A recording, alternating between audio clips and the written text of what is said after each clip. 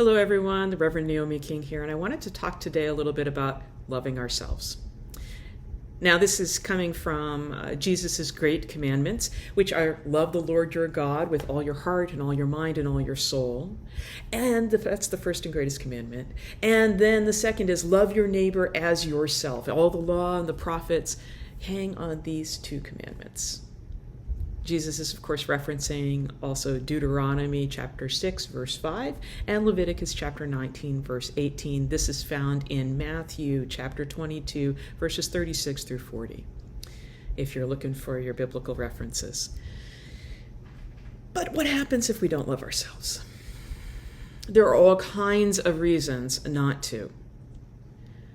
One of these things is we have these critical capacities. And that's really important for helping us identify when we're doing right and when we're doing wrong. That's the baseline of our critical capacities. This is acceptable, this is not acceptable, this is tasty, this is wrong, this is bad, this is good. This is something I can get away with.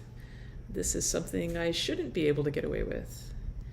All those determinations are really important in terms of actually how do we practice love in the world and put that forward. But of course, the same capacity can be turned against us. We can learn to loathe ourselves. We can learn to blame ourselves and have deep shame in ourselves.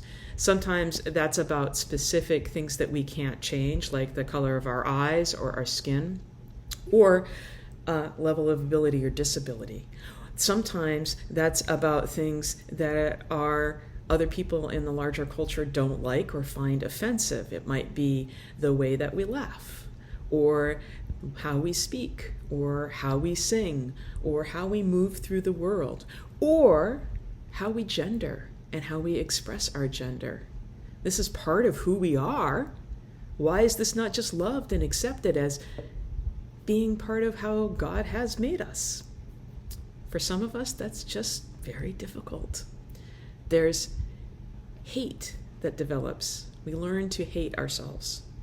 And when we hate ourselves, I can tell you, personally, when I hated myself, I really both was a miserable person to be around, and I really had a hard time loving somebody else. Why? Because in hate, we're always looking for the bad. We're always looking for dismissing. And the other aspect of hate is lifting something up as better than and putting something down as worse than.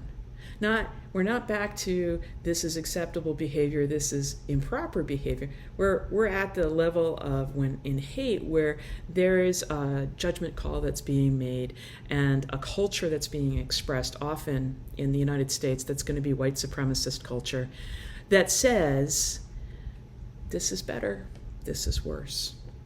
And if we internalize that, then we call that internalized oppression. That's where we've learned to hate so well aspects of ourselves that we go ahead and we self-police that. We might tone police, that is, I will only in mixed company where I don't know everybody be really upbeat and try to be quiet and not draw attention to myself because things could happen that would be really bad. Note how frozen my face is, but I'm looking to try to really hard here to be a people pleaser face. That isn't being wholly present. Nor does that allow me to really, when I see that in the crowd, to really know that I'm with people that I can trust. What I do know when I see that is that I'm with people who are afraid, who have learned that in some ways all of themselves are not welcome. The whole heart of who they are, the whole soul of who they are, their whole mind, how they move through the world isn't made welcome. And so we learn not to love ourselves. This is why the act of loving ourselves has to be foundational to our work for justice. Now, I'm not talking about sitting around saying, oh, I love myself to the point of I'm not going to take care of anybody else. I won't stress myself in any way to serve, to help, to be generous with anyone. It's all about me. That's not loving ourselves to say it's all about me. That's narcissism. But there is this ability to stop when we notice those negatives that we're directing towards ourselves and say, hello, critic, come and sit down. Why am I being set up around that right now? Jesus was preaching a word that's really radical. And that radicality is there in Deuteronomy and Leviticus. It's very, very important to recognize that this isn't a new teaching. This is an old teaching that continues to have revolutionary practice with it. And it's revolutionary because when we get very hierarchical, when we get into cultures of hate, and when we get into cultures of superiority and inferiority, then it's very easy not to actually love ourselves, let alone our neighbor or even God. That criticalness separates us from the wonder and the thanksgiving and the hope and the fact that we can be perfectly imperfect. We're not done yet, learning beings.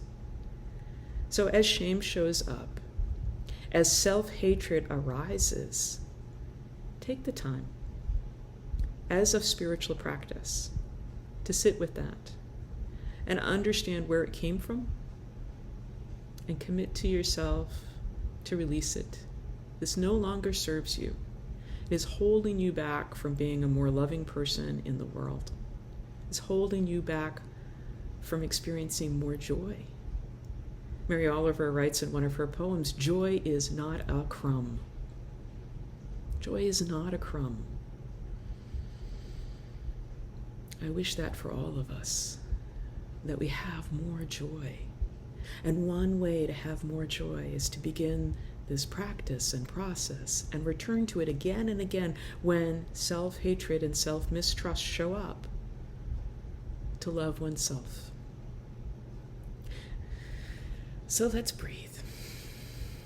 Let's settle into our seats. Get some dignity up the spine. Now, everybody's spine is different. Everybody's hips are different. Some people may find their spines rise up in these nice columns. Other people may find they don't. I have scoliosis in my spine, and of course I'm sitting in a wheelchair. So that's going to change my seat. But I can have a little more lift in my ears and a little more space in my diaphragm, a little more movement in my face.